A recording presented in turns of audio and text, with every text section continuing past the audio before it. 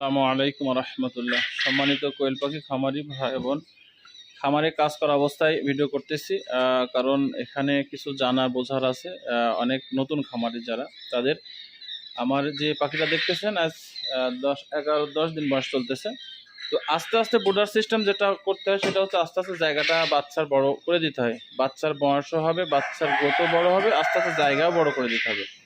সেই মাপে ব্রুডার অবস্থায় গোলাকার অবস্থায় ছিল আমার। আস্তে আস্তে বড় করতে করতে এখন দেখেন টোটাল ঘরে, কিন্তু এই ঘরটাতে ছেড়ে দেবো, টোটাল ঘরে ছেড়ে দেবো, কিন্তু তারপরেও আমি সবটা ছেড়ে দিই না। কিন্তু গোলাকার যেটা ছিল বৃত্তটা ওইটা ভেঙে দিয়েছি, কিন্তু পাতালি করে আমি দিয়েছি। দেখতে পাচ্ছেন ওই যে ওই কর্নার থেকে এখানে পাতালি করে দিয়েছি, জায়গা দিয়েছি। ব্রুডারে যতটুকু জায়গা ছিল বাড়ন্ত, তার থেকে বেশি করে দিয়েছি, কিন্তু পাতালি করে দিয়েছি। কারণ এই যে বর্ডার থেকে জিরো বাচ্চা থেকে বাচ্চা যখন বড় হবে, গ্রোথ বাড়বে, তখন আপনি যে তার জায়গাটা বাড়াবেন, আমি আগের ভিডিওতে বলেছি, মানে হঠাৎ করে জায়গাটা যে পর্যাপ্ত বড় করে দেবেন সেটা করা যাবে না। আস্তে আস্তে বড় করতে হবে, আস্তে আস্তে টোটাল ঘরে ছেড়ে দিবেন। নয় 10 দিন 12 দিন ছেড়ে গেল, তখন আপনি চিকগার্ডটা তুলে ফেলে সব ঘরে ছেড়ে দিলেন, এটা করবেন না। এটার কারণে পাখি মারাত্মক সমস্যা হয়ে যেতে পারে। যে সমস্যা হয়ে যাবে, এটা যদি হয়ে যায় তাহলে আপনার পাখি নষ্ট হয়ে যাবে। যার জন্য